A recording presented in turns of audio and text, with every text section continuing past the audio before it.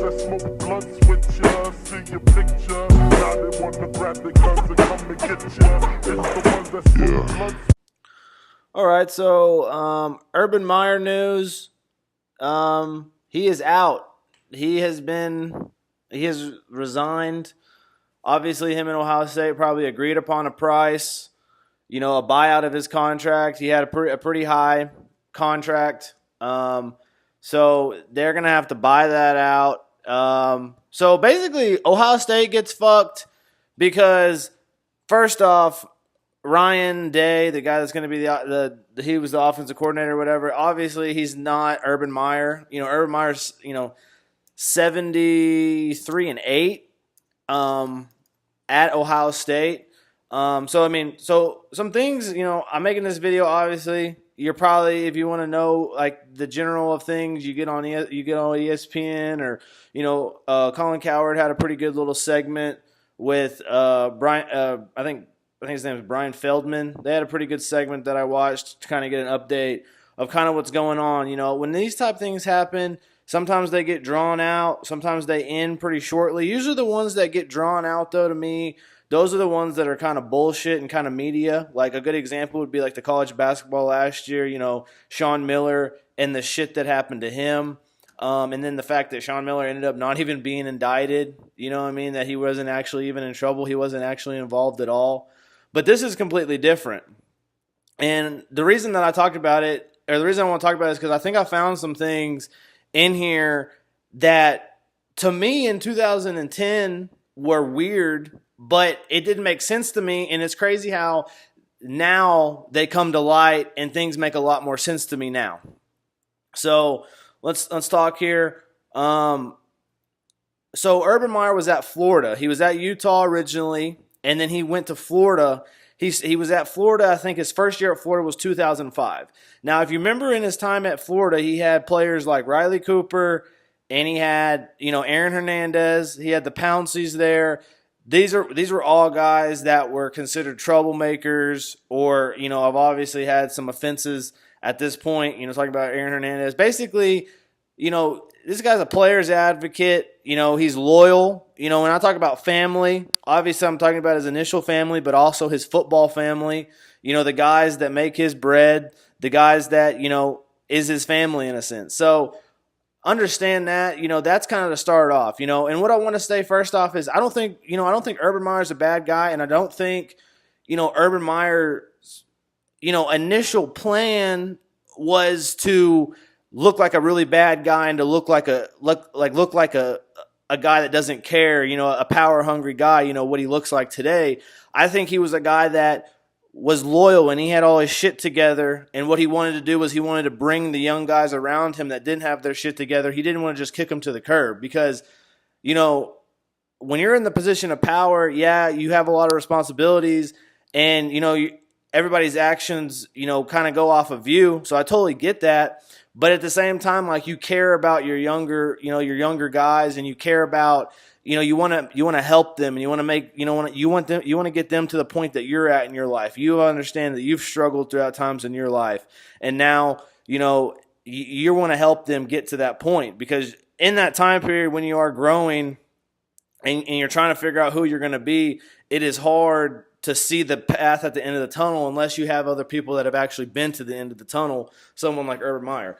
But what I want to talk about now is, so back in 2010, I don't know, you may have not been paying attention to football, whatever. This is going back, rewinding. This is how I envisioned, coming off of 05, coming off of 06, 07, 08, they're rolling. 2009, I think that was one of the, maybe 2008, but 2009, this is towards the end of the Tebow era. And then all of a sudden in 2010, boom, Urban Meyer's taking a leave of absence because of a chest issue or whatever the case may be.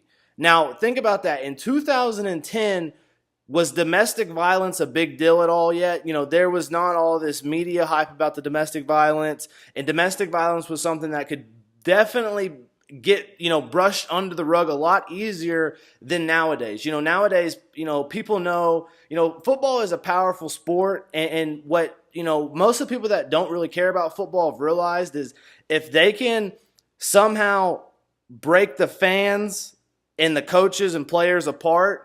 And the way you do that is to do these things that they're doing where, like, okay, these players are beating women, and these coaches don't give a shit, and they just continue to let these players play on their team. Basically, like, their total job is to break the fans and the coaches and players up, because in a sense, the fans feel like the players are theirs, that the coaches are theirs. This is their game. They watch this game every week. This is their entertainment. This is their stuff. And then it really takes, an outside source to really break that, power balance that was there for so long. So then you talk, so that's what I want to say. In 2010, domestic violence was not a big deal. What I've heard of today, the Zach Smith guy who got fired is a guy that was a coach at Florida as well. Now, what you got to understand, Zach Smith, his grandpa was one of Urban Meyer's mentors. I forgot what his name was. You'll have heard about, I think his last name's Bruce. I think his first name starts with an E, last name Bruce. But anyways, that's Zach Smith's grandpa. Now in 2009, Zach Smith is going to be on the coaching staff at Florida. So think about if an allegation comes out for Urban Meyer that one of his assistant coaches, had a domestic violence charge or whatever, has a charge, and he beat one of his, assistant coach, one of the assistant coaches' wives. He beat his wife. Zach Smith beat his wife, basically, back in 2009. Well, so if this would have been present day like it was, then what happened today would have happened. But because it was 2010, I think what they did is so, Florida didn't suffer as, because it would have looked bad on their university that they let those things happen. And then for Urban Meyer's sake in his coaching career, they just chalked it up as, instead of having this as like he's getting fired or he's getting in trouble for what Zach Smith did in this domestic violence, the NCAA and Urban Meyer, they both, the Florida University, they had to sweep it under the rug too. Everybody in a collective swept it under the rug and said he's having chest pains or he's going to take a year off. How long did he take off? He took off literally a year and a half. He takes a year and a half off. You remember that little chest issue that he had just came out of absolutely nowhere. You go from, this guy's only 54 and this is in 2018, that means,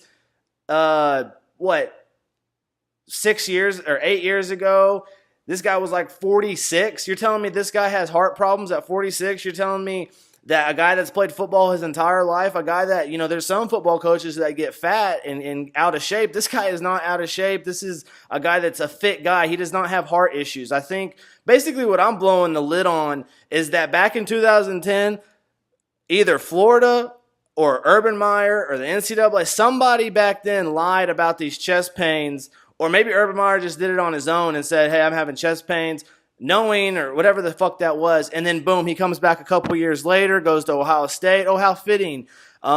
His alma mater, university, he's from Ohio, University of Cincinnati, Ohio State University. He played at Cincinnati as a defensive back in '84. He kind of came home in a sense. So then in 2015, this other shit happens. And basically, if you watch, the interview, the wife of Zach Smith has an interview. She talks about how she told her parents, she told his parents it had to stop, and it just didn't stop. And like they told her not to go to the police because he would lose his job, and they knew that would affect Urban Meyer and stuff like that. So, honestly, I think the things that are coming out now is that from, not only did this happen in 2009, and they fixed it, like it continued to happen all the way up to 2015. And, it was kind of like hushed under the rug and kind of kept under the rug type thing until recently, where I think this woman came out and had like a public interview about it. And then, Urban's losing his job today. So just, the thing that I wanted to bring that I felt like was kind of funky was, him leaving in 2010. I thought that's really funny. And then I looked back and I saw that incident had happened in 2009. He leaves in 2010. I just think that's very shady. I think those things have something to do with each other. And at the end of the day, that doesn't really, that doesn't really fit anything. That doesn't fix anything or make anything better.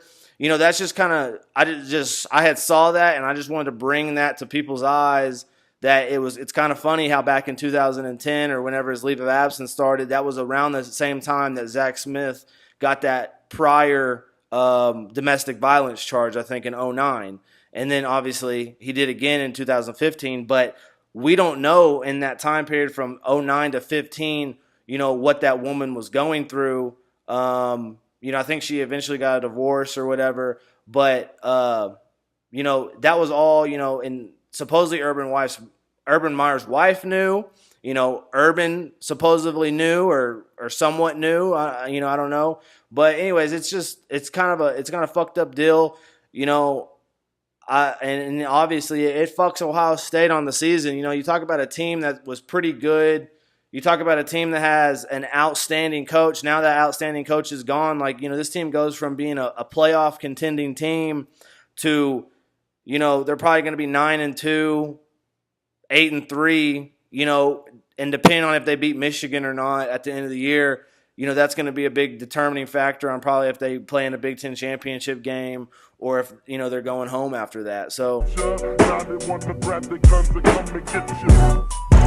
one time for the homie DJ Screw.